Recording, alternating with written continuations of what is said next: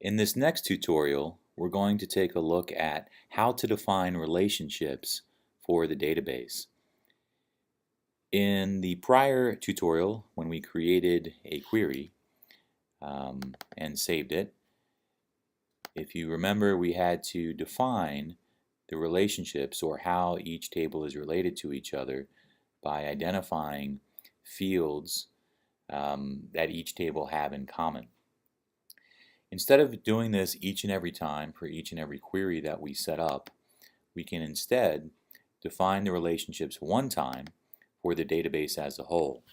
To do so, go ahead and click on Database Tools and then click on the Relationships button.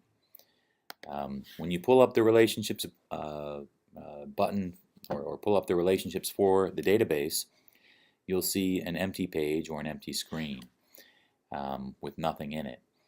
What we want to do is we want to go ahead and define each and every relationship for the database. So I am going to take all 6 tables and add them to our relationship report. I selected all 6, I hit add, and now I'm going to select close.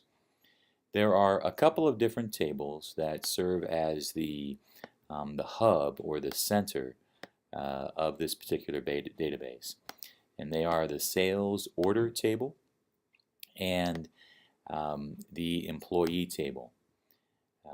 All of the other tables in this database feed off of and relate to these 2 primary tables. So I'm going to position them in the middle of our screen and then proceed to define the relationships between the employee and sales order table and all the other tables in our database.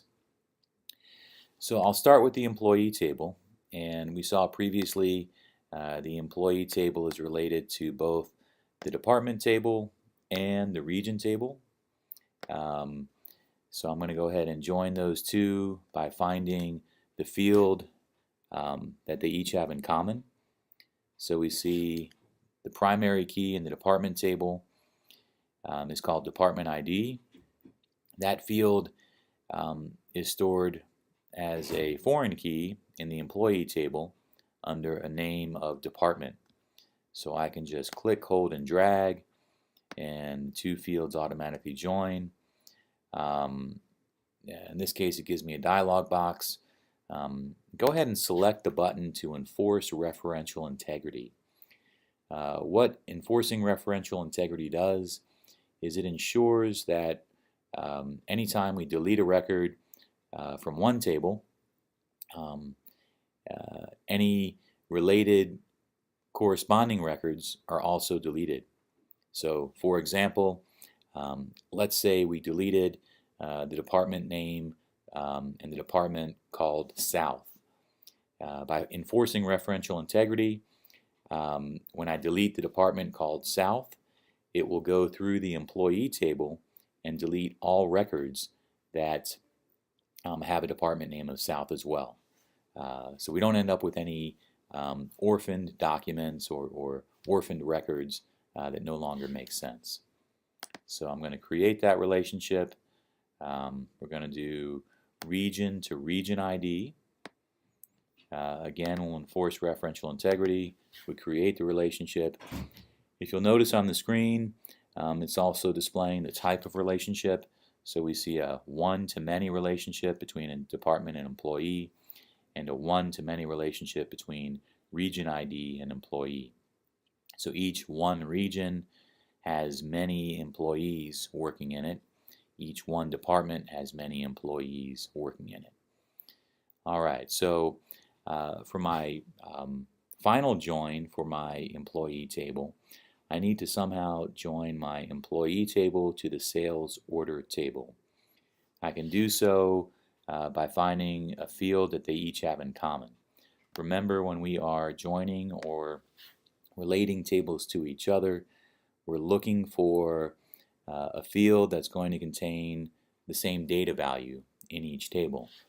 So we typically start by looking at the primary key in each table and trying to determine if the primary key can be used to help join the tables. So I look for employee ID in the employee table as the primary key, and I want to scan the sales order table to see if we see anything that looks like an employee ID. At first glance, we don't see anything called employee ID, but if you browse the sales order table and then visually scan the data values, you'll see that this column, this field called sales rep, does in fact store the employee ID. So now what I can do is I can join employee ID in the employee table with sales rep in the sales order table. Again, we're going to enforce referential integrity and hit create.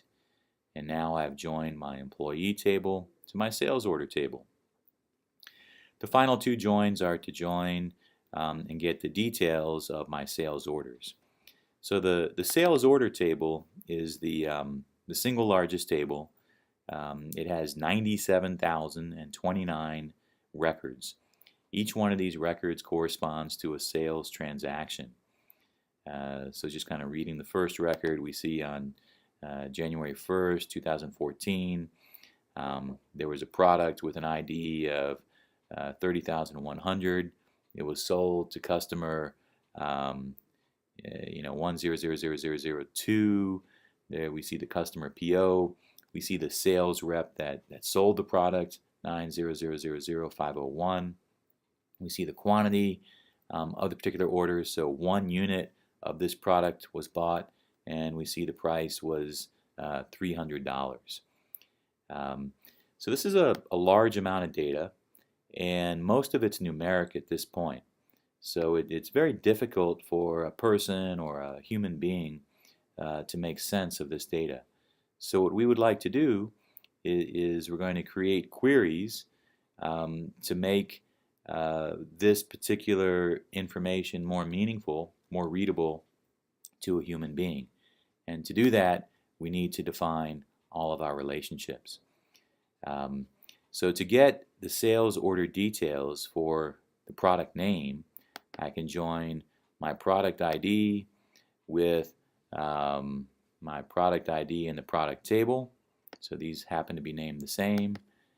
And then I can finally join my customer ID with my customer ID in the customers table. By joining these two tables to each other, I'm now going to be able to get the details like name, cost, wholesale price for each and every sales order. Similarly, I'm going to be able to get the customer name, age, and experience for each and every sales order. So this is going to change that kind of hard to read, complex report and make it much more meaningful. When I go back to my relationships, the final step is just to hit the save button. Now that I've saved the relationships, I can go ahead and close the window down. And now from here on out, whenever I create a query, it's automatically going to inherit the relationships I've specified for the database. So let's say I want to create another query. I hit query design. Let's say I want to do the same query with employee, department, and region. And this time you'll notice the relationships automatically came through.